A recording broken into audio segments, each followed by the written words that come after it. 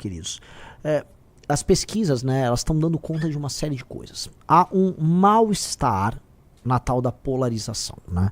Que eu já falei pra vocês, não é uma polarização ideológica, é uma polarização de dois presidentes de centro. O Lula e o Bolsonaro são dois presidentes essencialmente de centro. E há um erro numa fórmula que foi adotada pelos governadores, que historicamente, veja, eles são meio puxa-sacos do Bolsonaro. Eles nunca se opuseram ao bolsonarismo de fato. Eles sempre tiveram medo de bater de frente. E ao ter medo de bater de frente, eles não conseguiram, né, entregar nada. Não conseguiram entregar nada. E por que eles não conseguiram entregar nada? Em termos de liderança. Porque a lógica de você ficar na fila esperando alguém aparecer, alguém cair pra vocês entrarem, é uma lógica de uma espécie de um número 2, um cara que tá no banco de reserva, sabe, o cara com a camisa 23 na Copa do Mundo, que tá torcendo por um meio campo quebrar a perna, se machucar, ou tomar um cartão vermelho pra poder jogar. Que é isso que o Zema ficou fazendo, que o Ratinho faz, e que o Caiado faz. Veja, quando o Caiado foi instado a falar em público, seu primeiro feito, caso eleito presidente da República, ele, não, vou soltar o Bolsonaro. Pô, é essa a primeira coisa, Caiado? Então, ao se colocarem como sempre uma linha auxiliar, eles não conseguiram firmar algo. E o que a gente tá provando nessa pré-candidatura? De maneira muito humilde, eu tô humildaço. É que assim, dá pra propor um Brasil diferente, dá pra escapar da polarização sem ficar naquele discurso, não estou nos extremos, até porque extremos não são, eles são bem do centro. O governo do Lula e o governo do Bolsonaro são muito parecidos em muitas coisas, são muito mais parecidos que eles jamais vão reconhecer que são. E aí, ao propor coisas novas que estão fora da caixa, as pessoas se interessam. E aí você vai construindo um caminho novo. Pois bem, eu acho que eu não ficaria surpreso em aparecer até julho com 10, 11%. E se eu aparecer com 10, 11%, eu tenho condição de vencer as eleições. Porque eu vou tirar ou o Lula ou o Flávio Bolsonaro do segundo turno. Eu volto a repetir. Se eu chegar até julho com 10, 11%, eu vou ter participação nos debates garantida, eu vou aparecer na TV, a imprensa vai me dar cobertura. E aí, cara, eu vou ficar conhecido e aí eu derroto esses caras. E aí dá até um friozinho na barriga, né? Porque a gente fala, nossa, vamos realizar esses sonhos mesmo. E isso é muito movido por uma militância que é sensacional. Nada hoje se iguala ao trabalho militante do Partido Missão e do MBL. Nada se iguala ao trabalho do nosso time. É um trabalho fenomenal. E é um time que está se preparando para um ano que vai ser muito difícil. Um ano de muitas guerras, um ano de muitas surpresas. Tá? E é um ano que... cara, a gente vai se firmar como força política e toda vez que você se firma como força política, você vai passar pelas dores do crescimento, pelos desafios. Imagina assim, essas últimas semanas, hoje, acho que formalmente hoje é o último dia das filiações, né? E, cara, todo mundo correndo pra lá e pra cá pra se filiar no partido A, partido B, partido C, e a gente conseguiu montar um time legal filiado pra lançar pelo Partido Missão. Me assusta também, né, as pesquisas com os nossos governadores, os pré-candidatos a governo, né, os números altíssimos do Brigadeiro, do Ben Mendes, tá? O bombeiro Rafa, aliás, né, só pra colocar aqui, eu já tinha avisado pra vocês que um cara que já foi muito amigo nosso, não tenho nada contra o pai dele, só pra explicar, não tenho nada contra ele na física, nem contra o pai dele, que é o André Marinho. Gosto do pai dele já foi muito bacana no momento que a gente precisou, já fomos bacanas também, e não tenho nada contra, tá? Mas o André Marinho é aquele cara que bolsonarizou, né? Fez o cálculo, foi pro novo, bolsonarizou. Então, assim, que ninguém se confunda, nosso pré-candidato ao governo do Rio nas eleições suplementares que vão acontecer agora, chama-se Bombeiro Rafa, e esse vai ser o primeiro teste de urna do Partido Missão. Então, todo o nosso apoio, toda a nossa força pro Bombeiro Rafa agora nas eleições suplementares. Que ninguém nosso venha com papo de André Marinho. Que ninguém nosso venha com papo de André Marinho. André Marinho não tem nada a ver conosco. O André Marinho é bolsonarista, já foi inclusive referendado pelo Paulo Figueiredo, eu já avisei meses atrás. E é da escolha dele. Ele fez essa escolha, ele arque com as consequências da escolha. Só não veio achar que a gente que tava na mesma trincheira que ele, vamos achar isso bonito, vamos achar legal. Não vamos falar. Não foi legal. É óbvio que isso é uma traição ao que o cara fazia, né? O cara atacou o Bolsonaro lá dentro da Jovem Pan. Acho que foi demitido do Pânico por conta disso. Aí logo em seguida é obrigado a ter que se aliar por conta de uma conveniência. Então assim, André Marinho pra lá, a gente pra cá. Não temos nenhuma relação com ele, tá?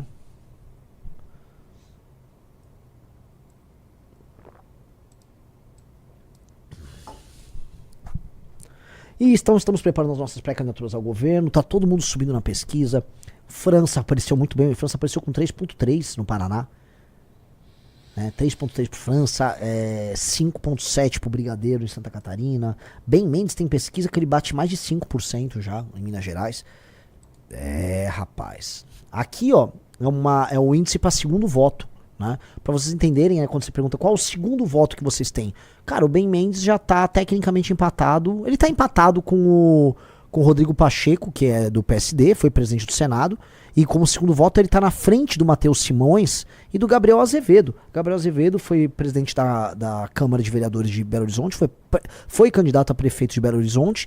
E o Matheus Simões é o atual governador de Minas. Né?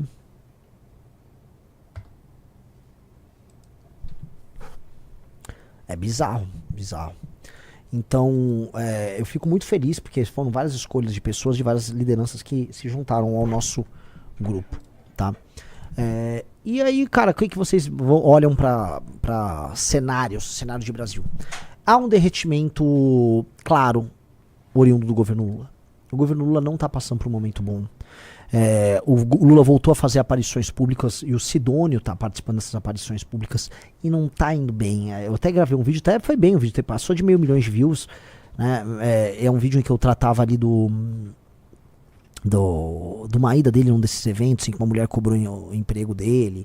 Ele ficou falando de emprego de maneira genérica, falou de Pix, ficava lá o Sidônio soprando do Pix.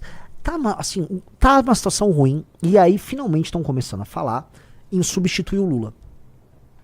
E caso o Lula não se mostre viável, ele ser substituído pelo Haddad nas eleições. E paralelamente o Haddad já está em campanha para o governo do estado de São Paulo, produzindo muito conteúdo. Eu tomei o cuidado de checar se o conteúdo que ele está produzindo é local ou nacional. E eu reparei que o conteúdo que ele está produzindo é um conteúdo essencialmente paulista. Portanto, ele está focado ainda no governo de São Paulo. Mas eu tendo a crer que há uma chance bem concreta do Haddad concorrer à presidência da República. Tá? O que vai determinar se será o Lula ou será o Haddad? Vai vir uma batelada de ataques contra o Flávio Bolsonaro. Ataques que não são apenas midiáticos, mas ataques jurídicos. Tá? Vai estourar muita coisa. E não é que ai, tadinho do Flávio, foi a vontade do PT. Não. Ataques reais, oriundos de um problema real. E eles vão ver. Se o Flávio cai, eles substituem, eles mantêm o Lula. Se o Flávio não cai, eles substituem. Mas agora tem esse novo elemento, que é o Renan. Sou eu, no caso. Que estou num processo de subida. Se manter essa curva de subida, assim, rapidamente eu vou alcançar os 10%.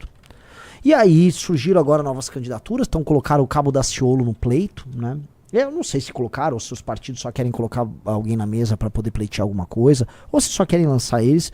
E botaram o Augusto Cury, que é um escritor acho que de autoajuda, um best-seller aí, tem muitos seguidores nas redes sociais. Não conheço nada do que seria a plataforma dele, então não vou falar nem bem nem mal, tá?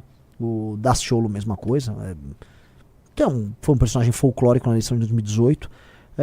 Mas eu acho que isso irá, sim, nos atrapalhar nas próximas pesquisas, porque nesse voto, né, pelo novo, por alguém que pinte, você, né, acaba dispersando. Então, por mais que eu acho que o Zema vai deixar de ser candidato, e por mais que eu acho que o Caiado não dura com essa candidatura, esses outros nomes aparecem para você ficar dissipando vamos dizer, a vontade do eleitor. É do jogo, não vou ficar aqui reclamando de nada, tá?